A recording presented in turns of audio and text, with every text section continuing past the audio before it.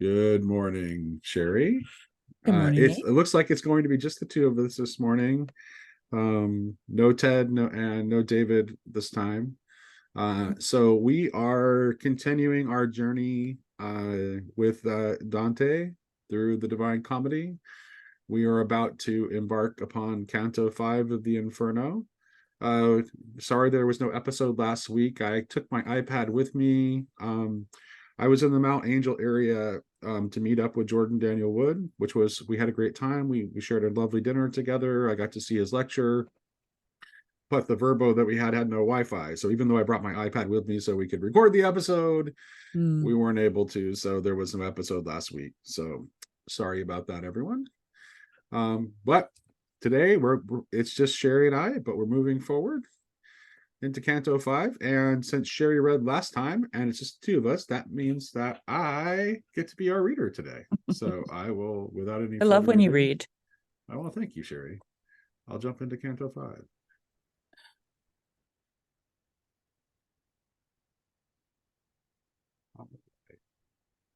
And I will be looking up because my monitor is that has the poem is above me. So my eyes will be turned skyward. So we went down to the second ledge alone, a smaller circle of so much greater pain. The voice of the damned rose in a bestial moan. There Minos sits, grinning, grotesque and hale. He examines each lost soul as it arrives and delivers his verdict with his coiling tail. That is to say, when the ill-fated soul appears before him, it confesses all, and that grim sorter of the dark and foul decides which place in hell shall be its end, then wraps his switching tail about himself, one coil for each degree it must ascend. The soul descends and others take its place, each crowds in its turn to judgment, each confesses, each hears its doom and falls away through space. "O you who come into this camp of woe," cried Minos, when he saw me turn away, without awaiting his judgment. "Watch where you go once you have entered here and to whom you turn. Do not be misled by that wide and easy passage." And my guide to him: "That is not your concern. It is his fate to enter every door. This has been willed where what is willed must be, and it is not yours to question. Say no more." Now the choir of anguish like a wound strikes through the tortured air. Now I have come to hell's full lamentation, sound beyond sound. I came to a place stripped bare of every light and roaring on the naked, dark-like seas, racked by a war of winds. Their hellish flight of storm and counterstorm through time foregone sweeps the souls of the damned before its charge. Whirling and battering, it drives them on. And when they pass the ruined gap of hell through which they had come, their shrieks begin anew. There they blaspheme the power of God eternal. And this I learned was the never ending flight of those who sinned in the flesh, the carnal and lusty who betrayed reason to their appetite. As the wings of wintering starlings bear them on in their great wheeling flights, so the blast wearies these evil souls through time forgone. Here, there, up, down they whirl, and whirling strain, and never a hope of hope to comfort them, not of release, but even of less pain. As cranes go over, sounding their harsh cry, leaving the long streak of their flight in air, so come these spirits wailing as they fly. And watching their shadows lashed by wind, I cried, "Master, what souls are these? The very air lashes with its black whips from side to side." "The first of these, whose history you would know," he answered me, "was Empress of many tongues. Mad sensuality corrupted her, so that, to hide the guilt of her debauchery, she licensed all depravity alike, and lust and law were one in her degree. She is Cimaris, of whom the tale is told how she married Ninus and succeeded him to the throne of the wide land the sultans hold. The other is Dido, faithless to the ashes of Sychaeus. She killed herself for love. The next, whom the eternal tempest lashes, is since drugged Cleopatra. See Helen there, from whom such ill arose, and Achilles, who fought at last with love in the house of prayer. And Paris and Tristan, as they whirled above, he pointed out more than 1,000 shades of those torn from mortal life by love.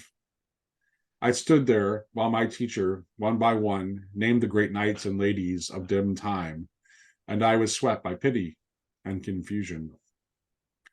At last I spoke. Poet, I should be glad to speak a word with those who swept together so lightly on the wind and still so sad. And he to me, watch them. When next they pass, call to them in the name of love that drives and damns them here. In the name, they will pause. Thus, as soon as the wind in its wild course brought them around, I called, O wearied souls, if none forbid it, pause and speak to us. As mating dove that love calls to their nests, glide through the air with motionless raised wings, borne by the sweet desire that fills each breast, just so those spirits turned on the torn sky, and from the band where Dido whirls across the air, such was the power of pity in my cry. O living creature, gracious, kind, and good, going this pilgrimage through the sick night, visiting us who stained the earth with blood, where the king of time, our friend, he would pray his peace on you who have pitied us. As long as the wind will let us pause, ask of us what you please. The town where I was born lies on the shore where the Po descends into its ancient rest with its attendant streams in one long murmur. Love, which its gentlest hearts will soon bloom, seize my lover with passion for that sweet body from which I was torn unshriven to my doom. Love, which permits no loved one not to love, took me so strongly with delight in him that we are one in hell as we were above.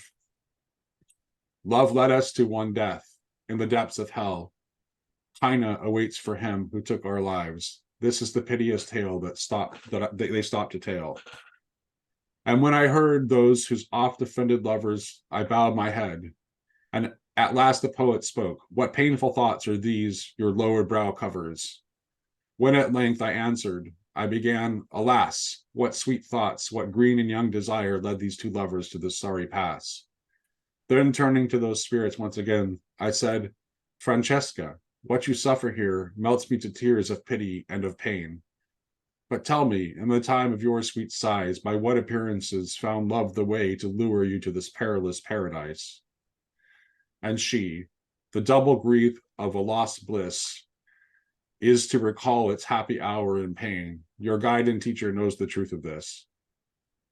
But if there is indeed a soul in hell, to ask of the beginning of love, out of his pity, I will weep and tell. On a day for dalliance, we read the rhyme of Lancelot, how love had mastered him. We were alone with innocence and dim time. Pause after pause, that whole-eyed story drew our eyes together while we blushed and paled. But it was one soft passage overthrew our caution and our hearts. For when we read of how fond smile was kissed by such a lover, he who is one with me, alive and dead, breathed on my lips the tremor of a kiss. That book, and he who wrote it, was a pander. That day we read no further. As she said this, the other spirit who stood by her wept so piteously, I felt my senses reel and faint away with anguish. I was swept by such a swoon as death, and I fell, as a corpse might fall, to the dead floor of hell. Mm-hmm. Wow. I had to read almost all the footnotes because there's a lot of historical context to this one. There is. I'm like, who's who? Right. Yeah. So yeah, it's history and literary references because like I think like Dido and Aeneas is more. I mean that's Virgil. But I'm not like that's for me, I just don't know any of that. That's probably not history. No, not history, but historically speaking, it's they're poems that people are familiar with. Yeah, right, correctly. Yes, exactly. Yeah, these are the figures of romantic stories of literature mostly. Yeah. Well, correct me if I'm wrong, but I'm getting the impression that these are the stories of courtly love. Yes. Right? Yes. Right. And Dante places them in hell because of its carnal nature. And because of its of it being illicit, right? Yeah. So Well, um here's the subtitle for this canto. It's in the canto. The name of love that drives and damns them here. He says, watch them when next they pass, call to them in the name of love that drives and damns them here. So it's kind of an interesting juxtaposition, because they're there in the name of love, but he's to call to them in the name of love. And so these are like the two faces of the two faces of love. mm-hmm. Say more Right. about that. The two faces of love. Well, I think this is why, for me personally, when people just talk about love Mm-hmm. in a general way, when they say, well, we have to love one another, we have to, what does that mean? Right. Because love can be, certain kinds of love can be just damaging. Right. Like maternal love gone crazy is horrible. Right. Right. Yes. and But and for, forbidden love is also, you know something that you don't want to engage in, because it I mean, according to the footnotes, it's about the guilt of having done this, right, right, that drives them there. right, Right. So right. it's not like the love itself, but yeah, I don't know, I just think that there's a love that claims something for its own, which is not bad in and of itself, but then there's a love that also lets go of something. Yeah, but I think it's the claiming for its own. Like I think that's the right note to hit. Mm-hmm. And that's what it's the claiming for its own, where it's like, I choose this one over the whole of the world. That's the Over, kind of yeah, love, yeah, right? yeah, It's like, I don't like, let's I mean, he points at Lancelot, so let's talk at, and this is Grail country, so let's talk about Lancelot for a minute. yeah, yeah, Right. yeah. So um Lancelot chooses Guinevere over his loyalty to his liege, over his Mm-hmm. brotherhood with the rest of the knights of the round table, over the good of the realm, over the entire world, right? So it's like this Right, right. love of this one is more important than everything. But that's not how God loves. No, God doesn't love like one particular person more than the rest of his creation, right. right? Well, see, this is the thing that I had um in my head when I was talking. Like, it's a love that wants to claim something for its own, and when it does that, it does it at the negation of everything Right. else. And if you understand that, to do that is well, it's impossible, because no matter what you do, you're still connected to everything else. And so what ends up happening is that exclusion of the other, which seems to you to be like a Garden of Eden, right, Right. is actually hell, because now you've hurt all those other people in your life, and Mm-hmm. maybe affected the Yeah. outcome of history, This right? is like there's a lot of like Big deal. a lot of modern like literary type of fiction.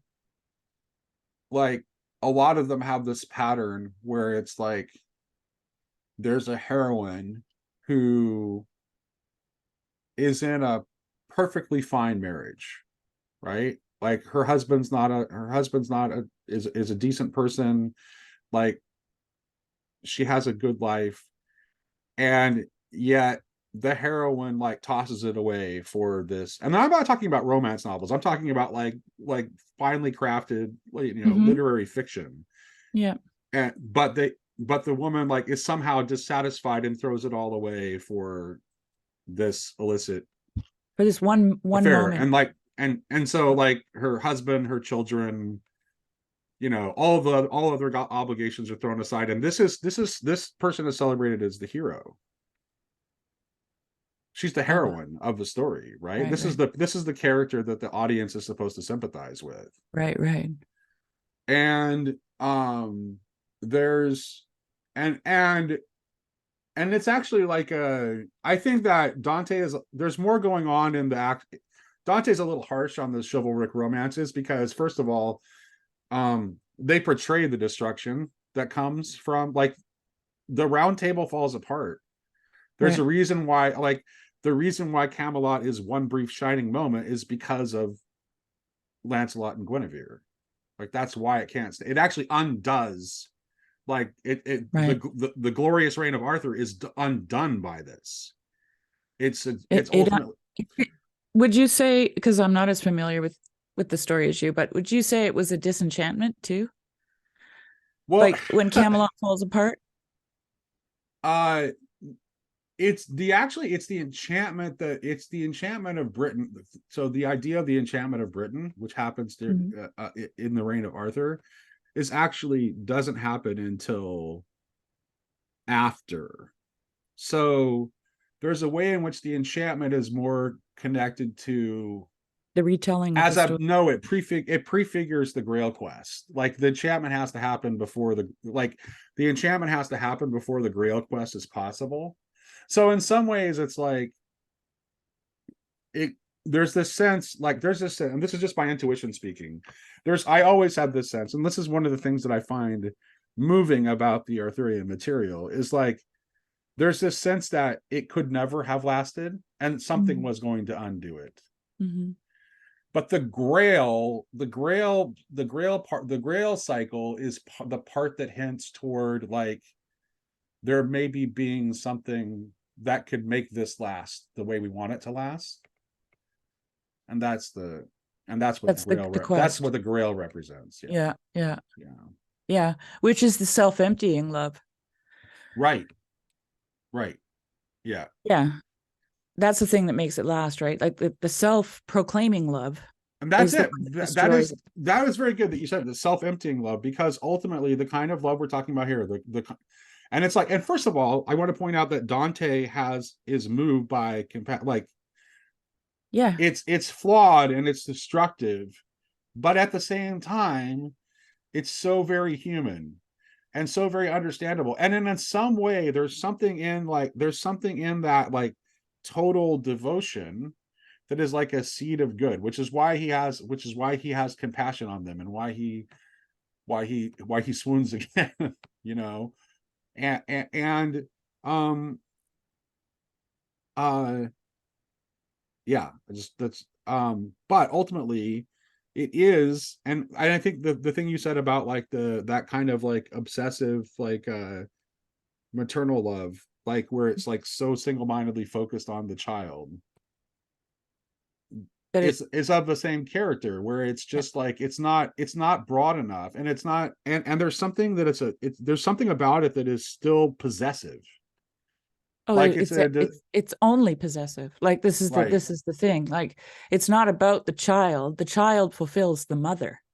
And so she consumes it, right? Mhm. Like this is the thing. And so it has nothing to do, like this is the difference between this is the nasty side of eros, right? Right. And the difference between that and agape, which wants to see something come into the fullness of its own being, and not and in so doing it has to stand um separated, completely separated, like a world of its own. Like this goes back to that canto where he looks into Beatrice's eyes and he sees the universe, right? Right. So this is the thing, and this is why Dante is, like, on this is why Dante is striking this note of, like, pity for these, because it's like, there's some way, it's like Dante is trying to show us that, yeah, there's this dark side of Eros, where if you allow Mhm. Eros to give you over entirely to your carnal desires, Right. that it will undo you and will literally lead you to hell, right? Mm-hmm. Mm-hmm. But there's still something there. There's another side of it that, like, and that agape alone is not a full picture of love any more than Eros alone would be. Right.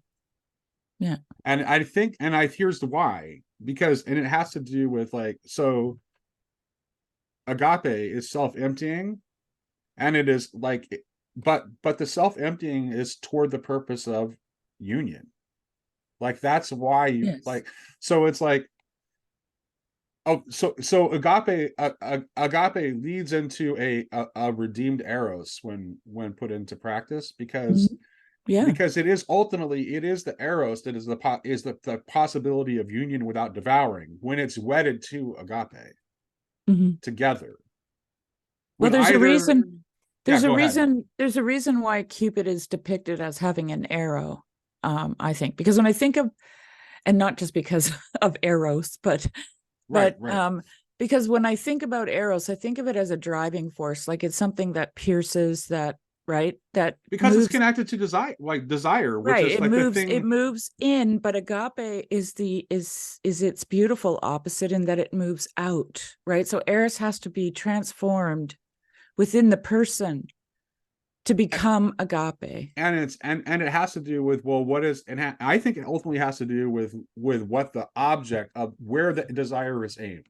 So Jordan Daniel Wood, the Mm. lecture that he gave, he was actually translating this letter of Maximus, and actually I have it here. Oh, This is good. actually directly applicable. Let's see here.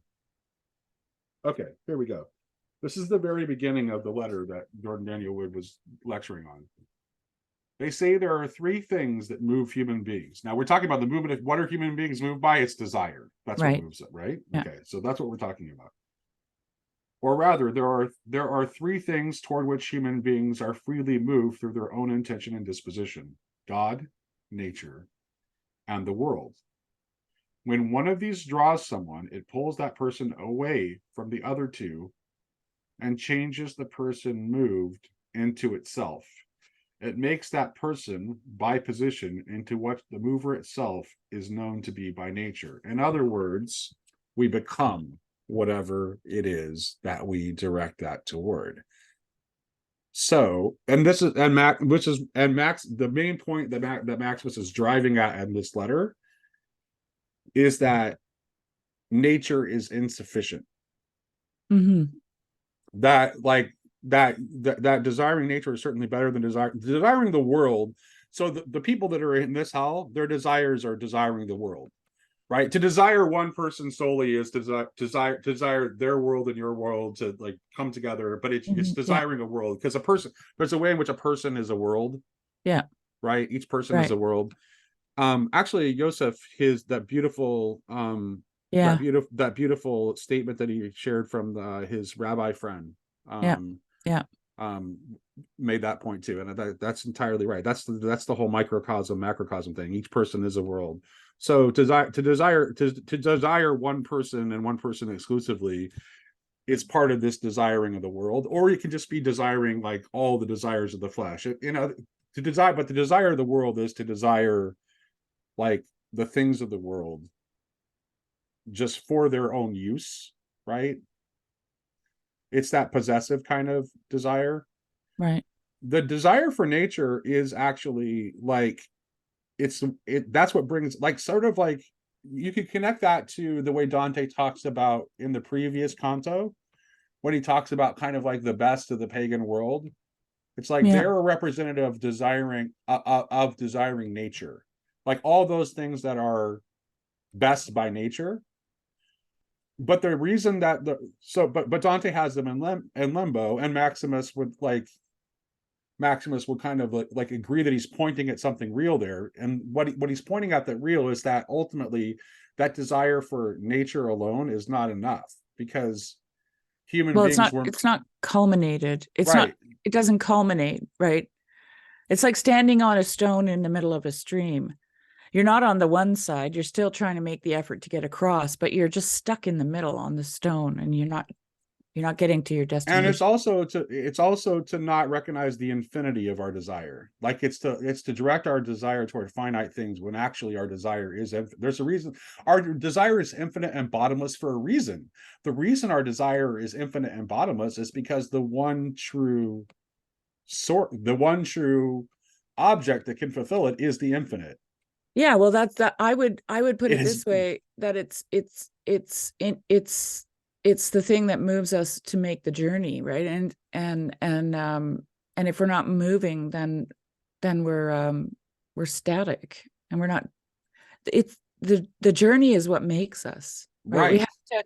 We have to be moving forward, and that movement is the impeller, let's say, is desire, right? Like that's why Jesus says, if you seek, you will find. Well, in order to seek, you have to have the desire to find something. You're looking for something, Right. right? Right. So you have to be on that journey. And if you're not, then you're static. Which is why what you said about the arrow is right. Like, which of course brings us to like to the understanding of sin as like of hamartia, which is an archery term. So it's like missing the mark. Well, she didn't aim at the right thing. Like that's Yeah, that's right. right. So Exactly. Or you reached for the wrong thing, or you didn't look high enough, or you didn't look low right, enough, or all that kind of thing, right, right? Like this is why seeking is so like it's such a great way of putting it, because when you're seeking something like the game hide and seek, right? You don't know where the person is, and you look everywhere. right, You look where you think they would be, and if you can't find them, then you start looking in places that you wouldn't normally think about. And then when you don't find them, then you always get to this place in hide and seek where you're completely baffled because you no longer know where to look, right? Because you've looked everywhere. right. And The whole seeking thing. we can also see here, and one of the things that I'm thinking about is we can see here as to why.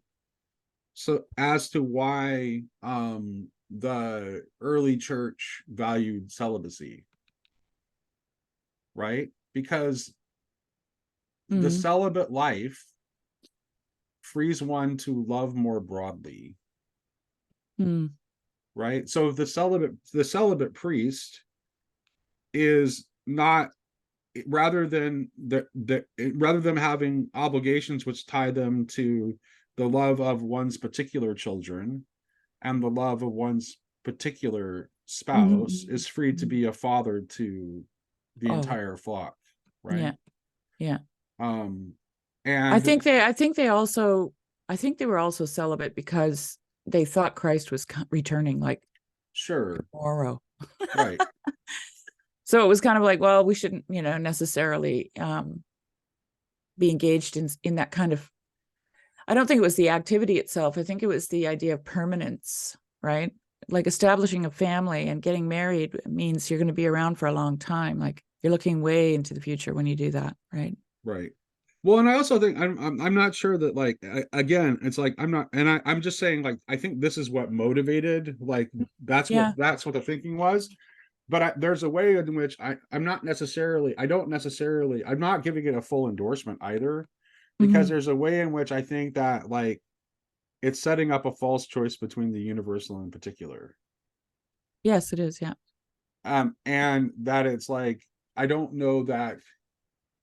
I think that is actually more of a that is more of a concession to finitude than Yeah. it seems like on the surface, right? Well, this is why I think celibacy, I'll just say this is maybe a little bit off the topic, but celibacy should be voluntary No, I because, think it's not off topic at all, because this is very much in this canto. He's talking about the people who are in hell because of illicit love. right. So I think it's completely appropriate to talk about celibacy. Yeah. So, like to make celibacy mandatory is to twist a deeper understanding of what it means to be celibate. And I think that there are people who are called to celibacy. Like I think there are people within our population who are just simply called to celibacy. I remember talking to somebody one time who was involved in Protestant missions, and she said she came to the realization that basically a single woman in Protestant missions over a long period of time is a nun. But they just, because Protestantism doesn't have a monastic tradition, there was no place for these people, right? Except missions. So that's what they did. They moved in. So there are people that are called to that. So essentially what I'm saying is that if you make it mandatory, then you're misconstruing the spiritual meaning of what that is, you know. Whereas Right. if you let it be voluntary for the people who are called into that, Mhm. then they can actually serve. They have a place to serve, I guess is what I'm saying, you know? Right. Well, and also I think that like I think that there are plenty of married people who are able to balance their particular loves and their more universal loves fairly effortlessly. So I Yeah. don't think that I don't necessarily think that I don't think that celibacy. I understand like thinking behind it. I get it. Mm-hmm. Like I get it in theory, but in practice I don't know if it works. And here's the other thing is like it's interesting. Well, who's called the celibacy? I think like our natural inclination is to think that people that are called the celibacy would be people that are like socially inept and awkward, Yeah. right? But that's not true though. Yeah. Right. That's what I'm saying. I think like actually perhaps it's the very kind of people that are trapped in this layer of hell that would have been better served by celibacy because clearly they had a heart for love, but directing that love toward a single person ended up becoming a destructive trap for them. Yeah, and almost all of them, What according would have happened for that great heart for love and great passion for love had they been dedicated to a celibate lifestyle? right, like almost all of them had in the footnotes, because everything the footnotes, almost all of them died tragically. Right. So if love calls you to die, they were willing to die. Right. So they could have been, yeah, they could have been saints or martyrs. Yeah. Yeah. And well, I, let's not. I won't steer this ship in a universalist direction again. But I don't care if you do, but you know, like, would you I call it? think God knows that. Let me put this. Let's say this. I Oh, think God definitely. knows. God knows that perhaps these people with a great heart for love, had conditions been different, would have chosen otherwise. I think God's aware of that, Oh, absolutely. And and that what they're it's in, going through now is educative. well, according to the thing, it's guilt that keeps them there, Right. right? It's not the act of love. It's not what they participated in, but it's the guilt over it, Right. right? Right. So this is really interesting because yeah, I mean there and I think we all have examples of where guilt paralyzes us in some way and causes us to live in a kind of hell, right? Mm-hmm. That is destructive to us and others around us, you know. So and the avoidance of guilt too, like guilt and shame are really interesting, um because they serve a purpose, but it's not to they're not they're not there to keep you stuck there. They're there to move you forward. Well, yeah. Well, this is an interesting thing. It's like so. One of the first things that happens in this canto is that the souls they come before Minos, right? Mm-hmm. And they're forced to confess. Okay, Oh yeah. if the purpose of this is simply Confession. endless torment forever and ever, what is that for? What does that serve? It doesn't serve anything, in my opinion. I mean, who? Right, yeah, it who would literally like there honestly, if it's just like if this is eternal torment just for the sake of justice, and there is nothing for the soul other than to just suffer the punishment that justice be satisfied, What is the point of extracting their confession? Forgiveness. Yeah, I would say yeah. Well, see, this is the only thing that frees someone from guilt is forgiveness, right? They need the guilt is what drives them to repent, So what right? do we want to make of the interaction that Dante has with the one that he speaks to, the soul that he Which, speaks to?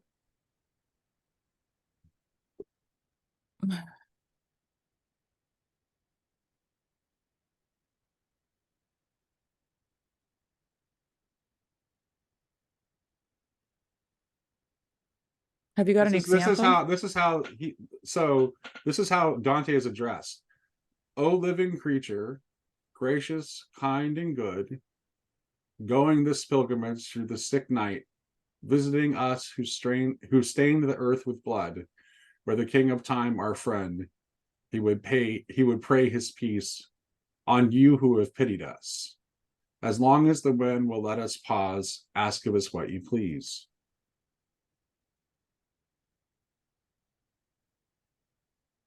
What do you make of a tormented soul in hell greeting Dante that way? That's an awfully gracious greeting for the soul of for a soul of a damned person, wouldn't you say? Yeah. I'm trying to find it so I can read it. Oh, it's on it's let's see. Oh, I don't have page numbers in this. Yeah, it's okay. And I'll find it. Oh, great. Oh, living creature, gracious, kind, and good. Going this pilgrim. Is that it? yep, Yeah. Going this pilgrimage through the sick night, visiting us who stained the earth with blood. We're the King of Time, our friend. that's an interesting line too. Yeah, it is. Why We is the would King of Time the friend of the souls in hell? repentance. That's what I think. It takes time to figure this shit Well, I out. would say it also hints that when time comes to an end, so does their torments. That somehow that their time Oh, that's it. Yeah. that somehow Good. like somehow their torments are for all of time, Mm-hmm. but time is not forever. Like that Yeah. time, that's just time is not like time is not the like time is eventually runs out, right? And there's a way in which I think time is connected to the fall. Okay, well, there's a line here. It says, and when they passed through the ruined gap of hell, through which we had come, their shrieks begin anew. There they blaspheme the power of God eternal. Mm-hmm. So if they are submerged in in the mire of their own guilt, which is what they are, then how, that blasphemes the power of God, which which means that they don't believe that they are forgivable, in my opinion. Right. Do I have that right, you think? I so it's interesting. They blaspheme the power of God eternal. So Right. why are they what like where's that line at Well, to me, exactly? I want to read the the section right. that is, oh gosh. Do you have those little numbers beside your Oh, verses? I have the PDF. Oh, I Uh, have let me grab my hard copy. Hold on a second. it's 34 in it, the number 34 is next to it. Okay. I don't know, are those like stanza numbers or Yeah, what line are those? number. It's a line number. So Line number. line 34. Okay. Let's look at this carefully.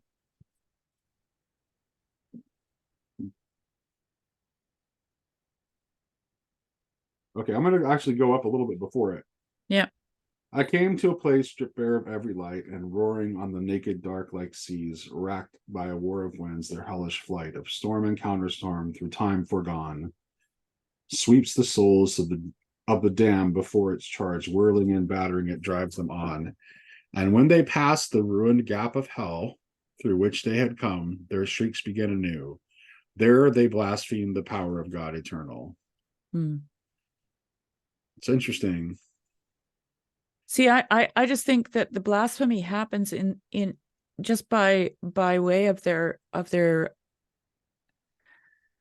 In what way do they blaspheme the power well, of God eternally? they blaspheme because they don't let go of their guilt. That's what I think. So the next That's line what I'm is, trying to and say. this I learned was the never-ending fight of those who sinned in the flesh, the carnal and lusty who betrayed reason to their appetite.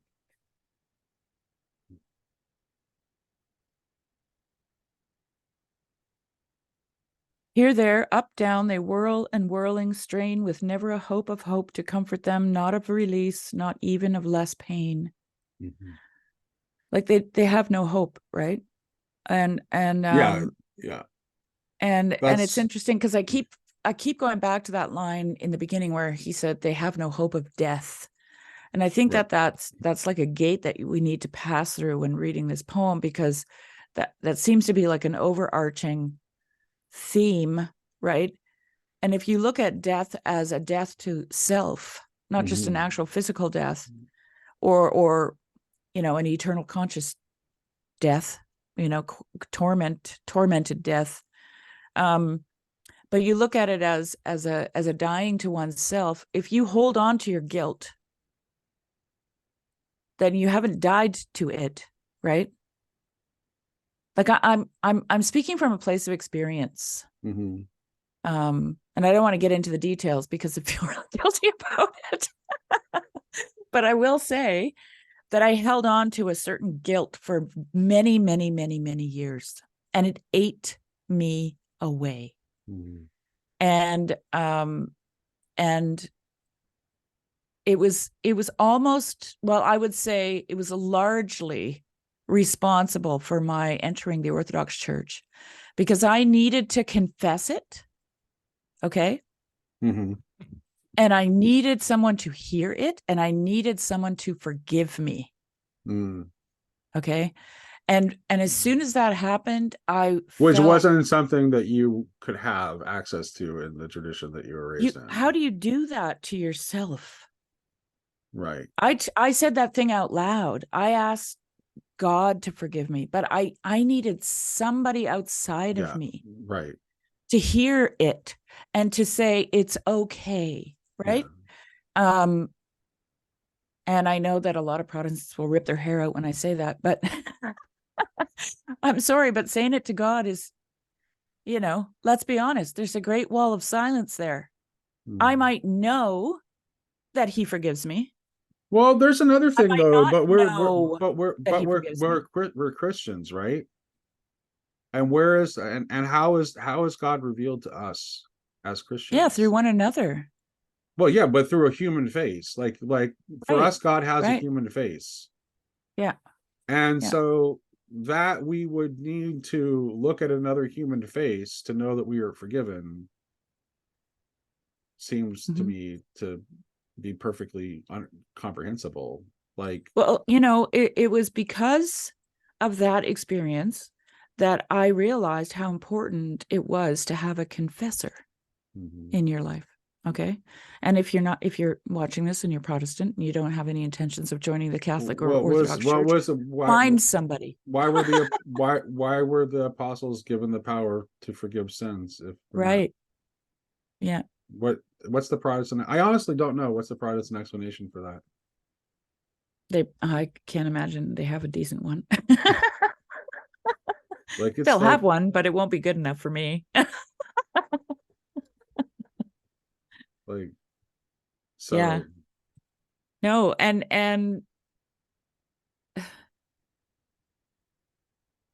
I just started, before we sat down here, I started watching, Pajot made a short video about rituals and ritualization and the animal kingdom. And I Mm, was like, click. And okay. he started talking about his first line, or in the introduction, and I didn't get much further than that, Mhm. was that um, we all might laugh at the Pope's hat or the hats of bishops or their garments or whatever, Mhm. but we don't laugh at a football player's uniform or a police officer's uniform, or right, or a Mhm. doctor's uniform. I mean, What gave everyone credence during the COVID crisis? A white lab coat. Everybody wore white lab coats, right? Right. And all of a sudden, oh, right. Well, those We, are like scientists were clergy for most of modernity, though. Like they yeah, replaced but the I'm clergy. just saying, what I'm saying is that these rituals, um, and the garments that accompany them, right? They Hmm. have a purpose. Hmm. They have they have a real purpose, because for the same reason that I I still want need, to know what animals have to do with it. What was well, I didn't animal? get there. I didn't Oh, you get didn't there get yet. there yet? But Okay, animals have okay. lots of ritualistic behavior, Yes. right? That's where I was curious. That's why And that piqued that's my what he was going to interest. talk about. He was going to talk about their, he was going to do, I don't know if he was comparing or if he was just going to integrate that into human ritualistic behavior. Hmm. So, Well, I'll but have to watch that one. yeah, Yeah, it's just a short 20 I minute, haven't, 20 minute one. I don't, I like Pajot when I watch him, but I don't get to watch him as often as I would like. So, yeah. Yeah. And it's one of his just little monologues, which he hasn't been doing very often because he's always had Did I? guests on. So, Okay, so I have to tell you a story. This is actually a sidetrack, but it's a hilarious story. okay. Okay, so, um, at my estuary meeting on Tuesday, I was asking my brother-in-law, who goes by the handle of Sicarius in these circles. So It's a great, great Slicarius, handle. if you've seen him mostly in Grim, he hangs out in Grim World more than he does in Grail Country Yeah. because that's more his speed. It's Yeah. totally fine. We're cool. I love him. And he he's been doing a Substack that's on gaming stuff, and I'm like, hey, now that I'm doing gaming stuff, would you come on to Grail Country and talk to me about your? I could just talk to you as a gaming blogger, right? Right, right. Or or Substacker or whatever. I guess I don't know. Blogger still seems to be the right generic Right. term. Yeah, yeah. In any case, he's like his answer, and this caught me off guard because I was expecting a no because he's very camera shy. Yeah. He just doesn't like to go on camera. But what he actually says is, "No, I won't be your mature."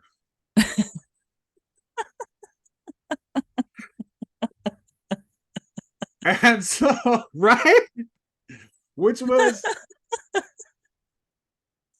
so hilarious because it's like there's a certain It truth that was he's speaking totally there. hilarious. There's a certain truth that he's speaking there Yeah. about him and about me, and about the Peugeot brothers as well. And so then He got them all at once. One right. shot. He got So them then all. it's like I relayed this on Twitter to Grim, and I like added this, like I'm like, so basically going with the analogy that Slikari has pointed out. Yeah. So I'm a football fan, and there's a couple of like middling quarterbacks that I use as part of this analogy. Um, there's a there's a quarterback named Taylor Heineke who he played for the Washington Commanders, is who he started for, and like now he's the backup in um oh I forget. Oh, he's the backup in Atlanta. He's the Yeah. backup to Desmond Ritter. And his play style, like when you watch him play, there's a lot of Favre in his game, although the talent level is nowhere close, right? So when I saw him play, I turned to my son and I said, "Watching this guy is like he's like a dollar store Favre." Right? So I call him dollar store Favre. And then there's the Jacksonville Jaguars had a starting quarterback who was like a late round pick out of Washington State University named Gardner Minshew, who was just like a big personality. And he's very much like, he has this like mustache, this crazy mustache, and he had a mullet. And he just has like this sort of like Southern trailer park kind of vibe about him, right? Yeah, yeah. So, and, but when you watch him play, his game's kind of like, again, he kind of has a Montana-esque kind of play style. So I called him Trailer Yeah. Park. I called him Trailer Park Montana. So Yeah. because I do nicknames like that. And so I was joking around with Graham, and I'm like, okay, so which sounds better, dollar store Peugeot or trailer park Peugeot? For And you, you mean? yeah, yeah, yeah, yeah. Yeah. His answer, what he said, he came back and he said that before he cut his hair, he was getting people to calling him Dollar General Jesus. And I'm like, yeah. I said Dollar General Peugeot doesn't roll off the tongue very well. And No, I said, no. I think I'm gonna roll with Trailer Park Peugeot for two reasons. A, it sounds better. It rolls off the Yeah. tongue, and it also kind of hits at the sort of redneck layer that exists in me beneath the intellectualism. So Yeah. yeah, Trailer Park Peugeot. And also the other reason is that Gardner Minshew, of the two guys, Gardner Minshew is the one who you watch and it's like, I don't know, if somebody gave him a shot, he might just be able to do it. Like, it's like maybe he should be maybe he actually should be a starter. On he can actually ball, and so that's the other reason I prefer Trailer Park Peugeot, Well, I mean, is because, like there's Gardner been a lot of Minshew, I think with all humilité, I believe that I can ball. In fact, ball a little bit. So that's sure. the Trailer Park Peugeot. Of course. Yeah. And I mean, a lot of wisdom came out of the Trailer Park Boys, right? Yeah, A lot of exactly, wisdom came out of exactly. spewed out of their crazy mouths. Yeah. But yeah, thank you, Slicarius, for turning my mind in that direction. Yeah. So yeah, That's funny. yeah, yeah. But so I need you, Slack. I need you. Otherwise, I'll continue. I'll continue to be as off the rails as I am. I think like that's the thing. It's like, it's like maybe one of the reasons that or excuse me, that Jonathan is let's say less prone to just go off the rails in the ways that I can at times, which I'm aware of. Yeah. But Yeah. it's like I can't do what I do without, I have to risk that. I have to risk that in order to do what I'm trying to do. Like I have to go to the edges of my intuition, or I'm not gonna. Yeah. I'm Yeah. not being honest. If I'm not being honest with talking about what I see and what I sense if I don't. Well, this gets back to my hide and seek analogy. If you don't go look, you don't know if the thing that you're looking for is hiding there, right? And it Right. might not be there. It might not be there, and then you've got to find a different place to go. But And like this was that that Substack I sent you. yes, which was excellent. Yeah. I'm actually gonna read that portion of it because this is exactly what he's getting at. Oh, my internet's lagging. It's not loading. But he talked about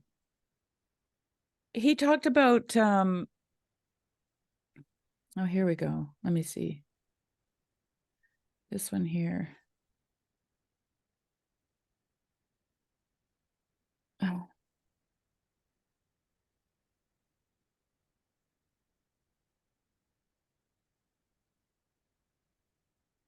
Oops. Okay, I got it here. I just want to read.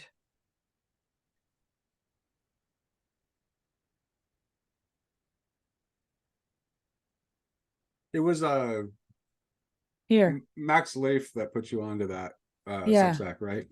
Okay. Yeah. So he says, crippling the spirit limits the individual's expression more than physical pain, harm to health, or even emotional trauma. If you render thought unthinkable to someone's spirit, you have effectively enslaved them and crippled their soul life. As Christ says, whoever receives one such child in my name receives me, but whoever causes one of these little ones who believe in me to sin, it would be better for him to have a great millstone fastened round his neck and to be drowned in the depth of the sea. Someone who cannot question cannot understand. Right. And someone who cannot understand will always make the stupid choice. And anyone who kills the questioning with fear is already one with the legions of hell. And that said, and Slicarius, this is me. This is addressing to you, sir. It doesn't hurt to have a framework.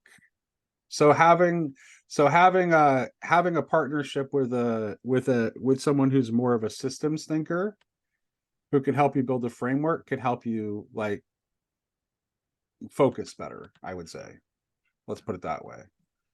Well, I read that because you were talking about, going to the edges of your intuition. And I made the analogy that that's like the hide and seek game, right? Where you're looking, you have to go find the thing. And if you don't move towards the place that you think you might find it, then you'll never know. Right. And this is why questioning and exploring is good. And there are a number of people who think that it's dangerous.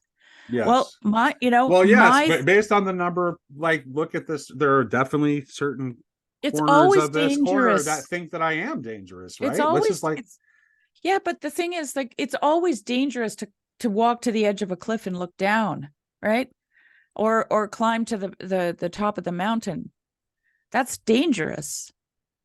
But we're not called into safety.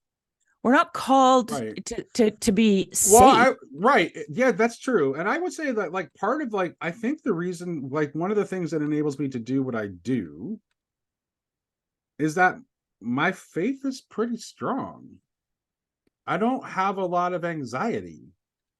Well, that's because you have a really good father, okay? And in heaven. Like this is the other question I have for people who are afraid and call things dangerous. Because essentially what they're saying is, oh, you could be enslaved by some demonic power, right? And manipulated and deceived. And wait, let me finish my thought. Go for it. Sorry. And so it's like, who do you believe in more? Who do you think has the greater say in your journey, right? Mm-hmm. And how does the scripture begin? Mm-hmm. It begins with a deception. Right. Yeah. The whole story begins with deception. That reminds me a little bit. Like, have you seen the Thomas Merton essay, like the moral theology of the devil? No, I haven't. Oh, I should read it though. It sounds good. Yeah. That's kind of reminded me of that a bit. So yeah, I would say, well, I think that I suppose it's like where your desire is directed that makes it something, right? So let's going back to our canto here. Like the desire of the people who are in the circle of hell, it was misdirected. It was misdirected toward a finite object in the world, right? Mm-hmm. Yeah. And that's what caused it to be that's what caused it to become destructive for them. So whether something is dangerous or should give you pause or not, I think it's like the best way of knowing whether that's the case or not is like, well, where is the arrow pointed? If the heart is seeking God, genuinely seeking God and seeking truth and seeking beauty, I don't know where's the danger. There's a danger. This. You're only gonna encounter. It's only dangerous to you if you want to possess it. But if you are like Dante, a pilgrim, and you're passing through the circles of hell, right? Which is what he's doing. He's traveling through them, and he's getting the opportunity to see what it is that fixes the people in those circles of hell. Right. And the difference between Dante and the people there is stasis. and dynamic, right? He's dynamic. He's moving Well, they're moving too, though, but they're moving in a circle, in a circle. Yeah. And being so being whipped by shadows.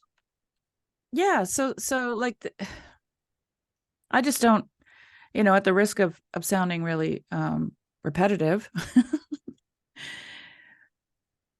I mean, we're reading the story of a pilgrim who's moving through hell. Mm-hmm. If that's what you're okay, so let's say you made an announcement on Grail Country that you're going to enter the circles of hell tomorrow. Okay? Everybody would freak out. You can't do that. You're going to die, like, and so what, to me, what that reveals about us as Christians is that we don't really believe what we say we believe. Because if we believe that God is all in all, is everywhere present, filling all things, right? And that Christ is the power of the resurrection, mm-hmm. that everything will be made new, then, like Paul said to Timothy, we should not have a spirit of fear, but a spirit of boldness, right?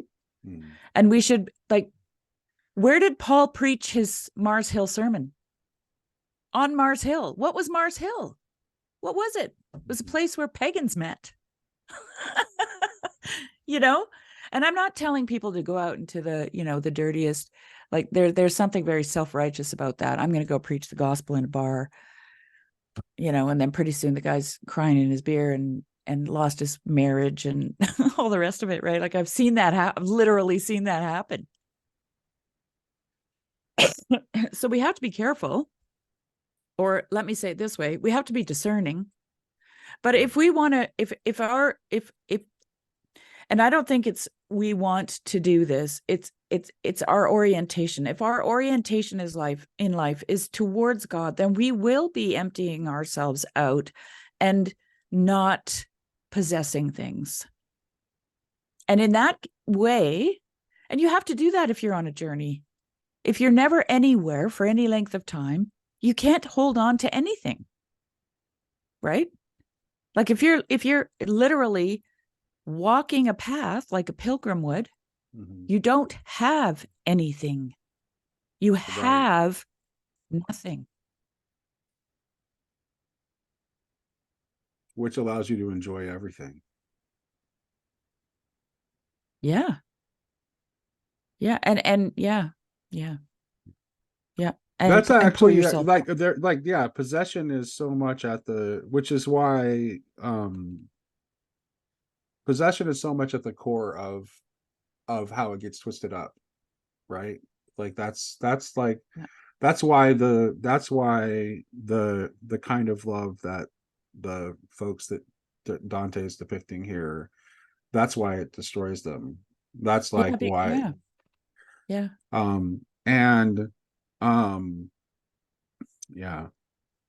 Yeah, because I think what happens is when you want to own something, you take on the role of God. So you actually buy into the lie in the garden that you can be like God, okay? And you can make something out of this. I can make this work, right? This is the lie people tell themselves when they get involved in extramarital affairs. We can be happy forever. We can make this work.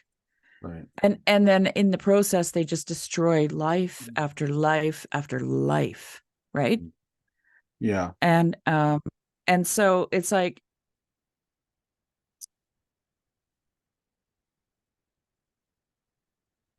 oh, now I lost my train of thought. Anyway, it is playing God. Even the devouring mother thinks that she can make the child into the thing that she thinks is best. But what does that mean? We don't know anything. How could we know what's best? Well, it's not really, and it's like, I mean, we should desire God, right? That's where our desires should be directed. Right. So it's like there's a difference between desiring God and seeking to possess godhood. Yeah. Right. So that's like, Well, Yeah. it's letting it, you see those little kids making a little sailboat and putting it in a creek Hmm. and letting it go down the creek, right? Yeah. And that little sailboat might be completely destroyed somewhere along the line. But in order for it to be a sailboat, they had to let it go and be a sailboat, Right. Because right? God's love is not possessive like that. No, and so you have to, like that old 60s poster, if you love something, set it free. If it comes back to you, it was yours. If it doesn't, it never was. Right. It's so true. Yeah.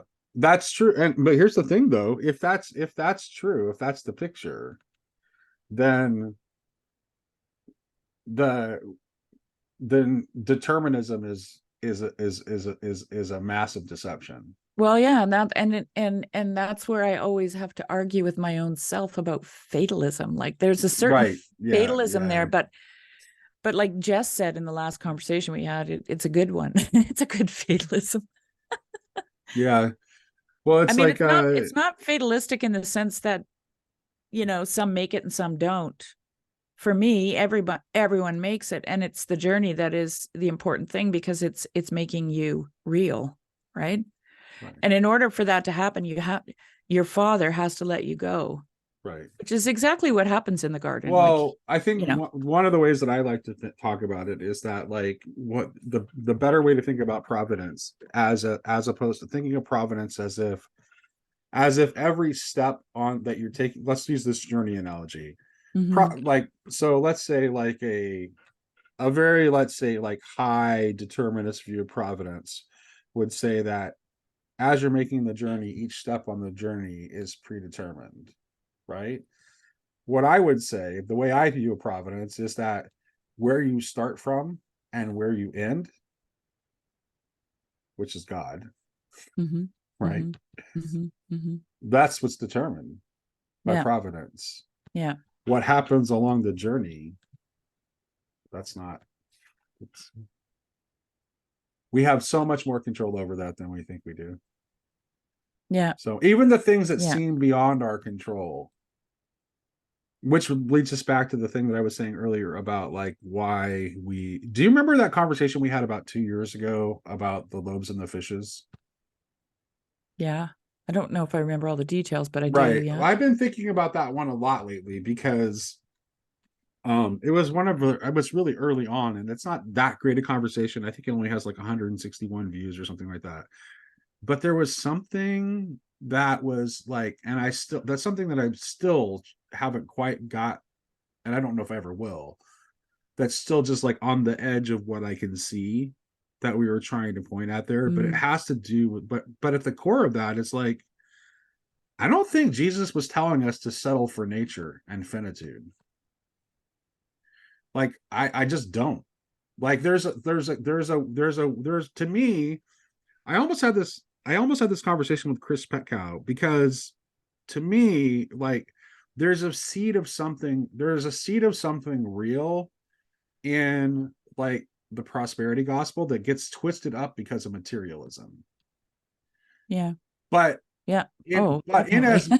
in as much as that like that God is absolute plenitude, and that if our Mhm. desire is directed toward God, there's enough, always enough. That's Oh, yeah, right.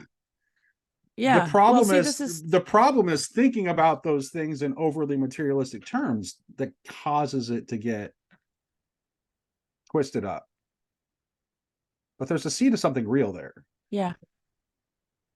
and that's why. Well, I And think when I think about that story, I think that Jesus is showing us what it really is, right? That what is provided to us is infinitely plentiful, right? Like the creation itself, right? The loaves and the fishes, that they are endless, right? And that um the like for the baskets for him to start out with such a small amount and then to have more than he started out with at the end, and everyone is full. That's reality. Right. Okay. And we, like the people in hell, because we want to possess it, we hinder that reality from becoming reality. Right. Right. Yeah. Which is why I know it seemed like a sidetrack, but that's actually why I want to talk about it, because of what you just said. It's like, Yeah. that when we allow ourselves to be carried away by our finite desires, that's how we lose sight of it. Like, we can't, like, that's why taking that little kernel of truth, of the plenitude of the fullness of God, and then casting it in like finite materialist terms, that's what causes it to get twisted up. So that's why that's why the prosperity gospel becomes this ridiculous farce, is because it ends up getting recast in terms of finitude. Yeah. And this is also Ultimately. why Jesus said man does not live by bread alone. Right. Right. It was for that reason. Like, it's not, I mean, there's all kinds of stories of saints who live on nothing. Like, I can't remember her name. There was a Catholic saint who just lived on communion wafers Yeah, for, I don't know, how many Tom years. Berg mentions it in Meditations on the Terror, and I Yeah. don't remember, but yeah, she lived for 5 years on nothing but Holy Communion. Yeah. Yeah. Yeah. So, it's like Jordan Peterson says it really well. He says, if we could, I don't know how I don't know his terminology, but there's a part of our capability as human beings that we haven't even come close to tapping into, right? This is the Christ nature, like the what it means to be Christ, right? And he said, I don't know what we could do if we could be that, right? Right. Well, the So, things that he did. right, walking on water, transforming a couple fish and some loaves into a massive feast with leftovers, and so there's something there that this is a reality that, because we think that we have to control and possess, we don't allow to unfold for us, right? We don't, we're hindering it. We hinder it. We hinder the coming of Christ. Yes. Right? The parousia. Yes, of course. Like, to me, that's something that's been obvious for a long time, is that we collectively, it's up to us when that happens. Yeah. It's up to us. Yeah. It'll But happen when here's the interesting thing, Nate. I don't know what you think of this, but the starting point has to be nothing to lose.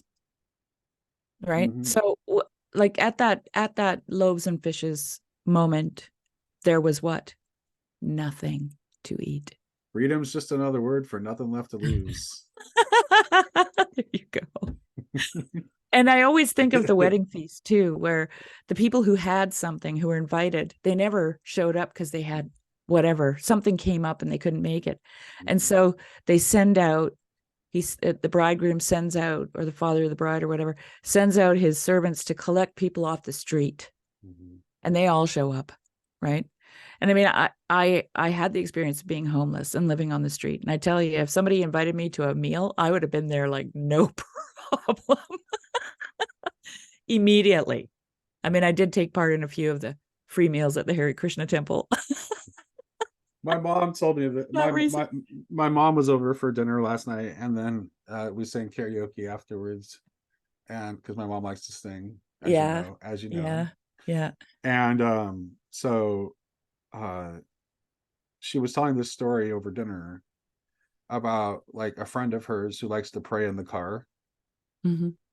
And she was in her car praying, and she's like, she feels like God telling her to go and buy a gallon of milk. And she's like, I don't need a gallon of milk. Or okay, God, you're telling me to go buy a gallon of milk, so I'll go buy a gallon of milk.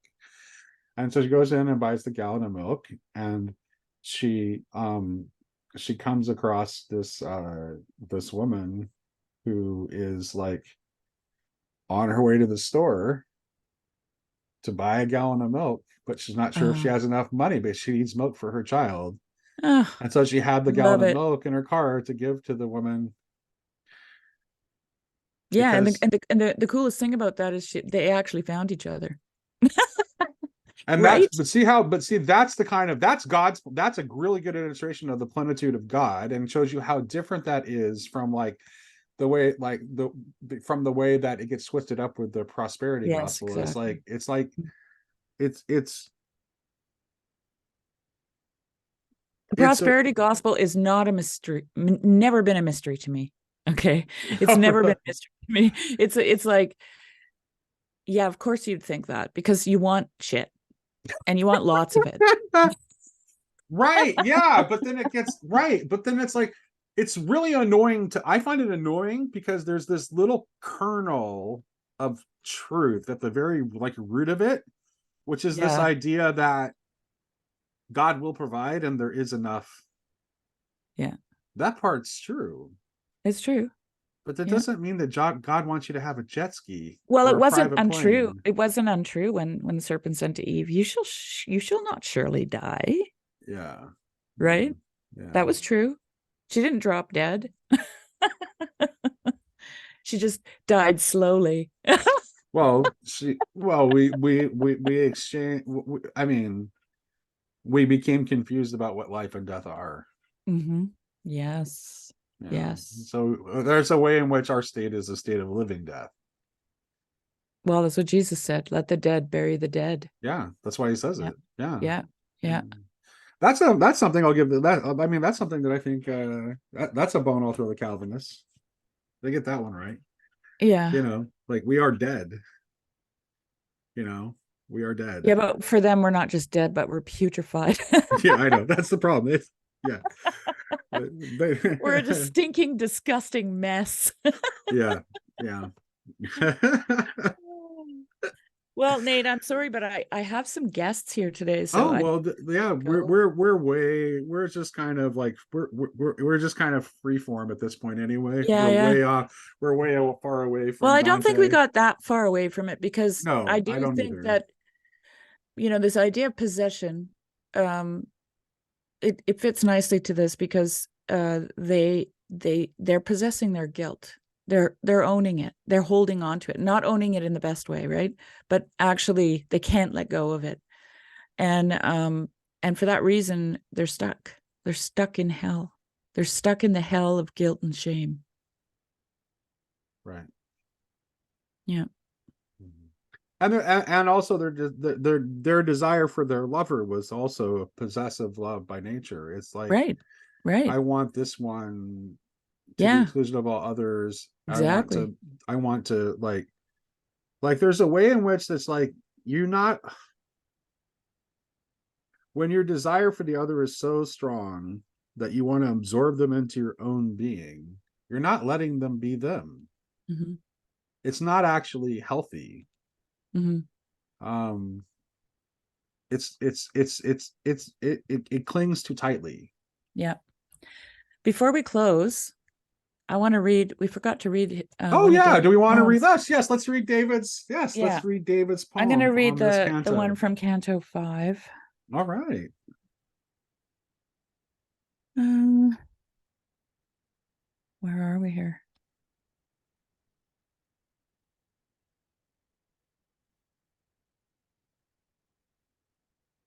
Venus Infernal, he has it titled. I am enthralled by the movement of desire. The tail encircles twice to show my place. And I must join the murmuration in fire. Now look upon these sinners. See the face of Venus Infernal, of reason losing the reins that guide the soul's chariot's horses from place to place. But being in my body, I will regain a chance to leave the lovers to their lust. Yet first I must wake so I can be moved again by the diurnal power of the just. All right. There we go. Venus Infernal. Mm-hmm. Venus has more than one face. Yeah, Yeah. I'm so ill educated in all these, like, See, he's mythologies. just talking about the dark. Like Venus is like, uh, are associated with like erotic love, right? And so it's like Venus Infernal Mm. is like that's the destructive side of it when it goes Yeah. awry. Yeah. I think that C.S. Lewis shows us some of the other side of Venus in his space trilogy. I think Yeah. I'll just Yeah. leave it at Yeah. that. Yeah. Paralandra, and also in that hideous strength, toward the end of that hideous strength, there's a scene where it's like you see, restored Venus, Mm-hmm. in operation. So Mm-hmm. yeah, and I think that's kind of like that's where that's where Dante's leading us, I think. Okay. So it's toward that but you have to show the destructive side. Yeah. Yeah. Yeah. There's always So two sides to the story. yeah. All right, Shari, thanks for joining me again. Yeah. Thank you. Yep. Thank you, everyone.